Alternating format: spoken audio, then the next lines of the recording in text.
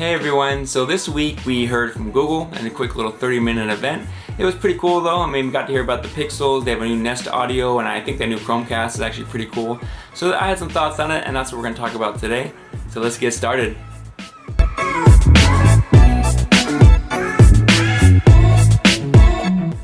Okay guys, so obviously stars of the night were the Pixels 4a 5G and the Pixel 5, which is also 5G obviously.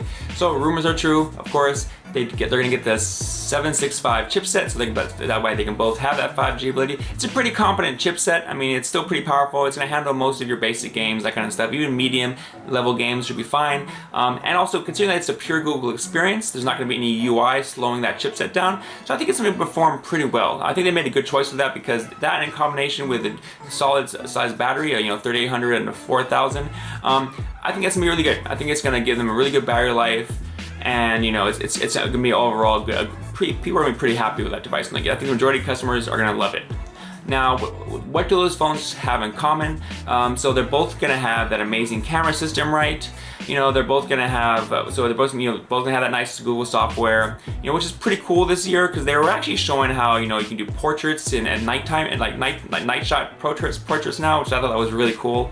And both front and back are getting upgraded cameras, and so that's gonna be a higher quality, and they're sharing those cameras, right? They're both gonna get 3 years of updates, They're both gonna get 3 months of Stadia, Google Storage, YouTube Premium, so that's cool. I mean, basically all your essentials are there on both the devices. Now, what do you get when you go to that Pixel 5? So number one, they do come in different colors, right? So the Pixel 4a comes in a black and a white, right? So and then while the Pixel 5 has a black and this kind of green color. So that's gonna be up to you on the color, but then the quality, of course, is there too, right? So what do you get when you step up to the 5? You're gonna get 90 hertz refresh rate. You're gonna get aluminum frame, so it's gonna have that more premium feel. IP68 water protection, right? So you get that much, so if you're out in the rain, less worries right there. You get a wide angle camera. Google finally listened to us. They're giving that to us. I mean, I've always feel if you're gonna make the choice between two cameras, the wide angle is better than the zoom, especially with Google, because Google has that high res zoom, which is pretty decent. It's not quite as good as optical, but it's better than the standard digital. So it's kind of right in the middle. So if they're gonna make a choice, the wide angle is the way to go.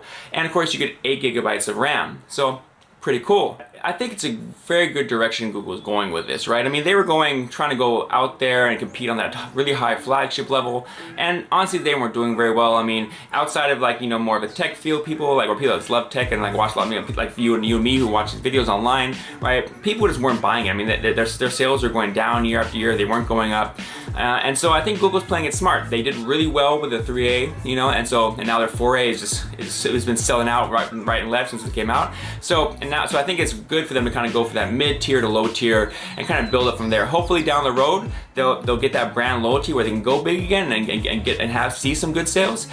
But until then, I think it's the right way. And I'm pretty excited. I mean, they have some cool new features. Actually, one of the features I do want to see is they have some new 3 new video modes, right?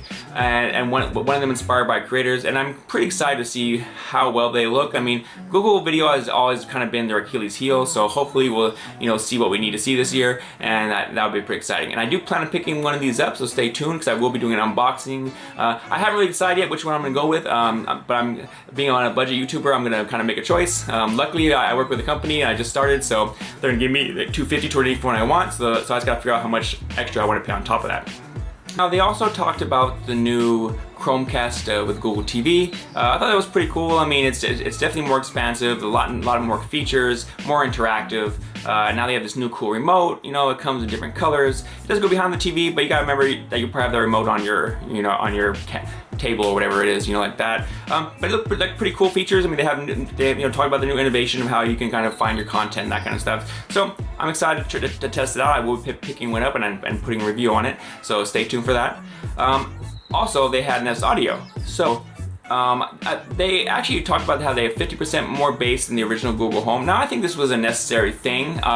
Google Home was just not the most bassy item out there, and so I think that's a welcome addition. Maybe it's gonna have clearer sound this year and 50% more bass. That's kind of exactly what it needed, and the new way it looks actually it would just honestly fit next to anything in your house. It's a very, you know, non-standout-ish kind of design, which has kind of been typical of a lot of their smart home products lately. They just kind of wanted to blend in and kind of so it's not like standing out, you know, making waves kind of thing. So I think that's really cool. I mean, they had those, and I will also be grabbing one of that to do an unboxing and review on as well. So, I mean, I think these are all pretty cool items. So with all these things coming out, I mean, what do you guys think? I mean, are any of those Pixels kind of what you were hoping for? I mean, like I said, I know they don't have the newest, you know, 865 Snapdragon or Plus in there, obviously.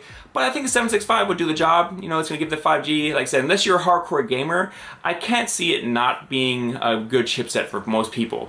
You know, because it's not overly powerful, you're gonna get better battery life out of it, right? I can see both these phones getting really long battery life, whether it's the 4A 5G or the 5, right?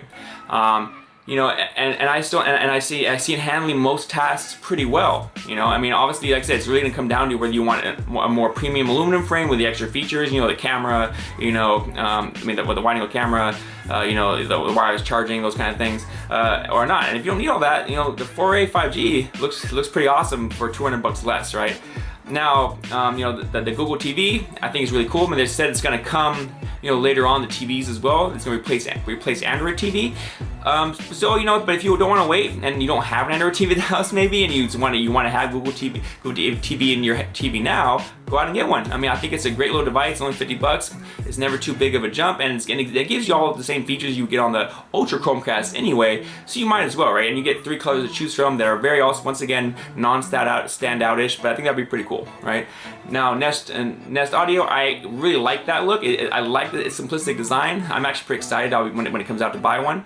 And I like the announcement of the increased bass. I think bass is one of the main things a lot of these smart speakers really suffer from, is that they just don't have enough bass. So I'm pretty happy about that.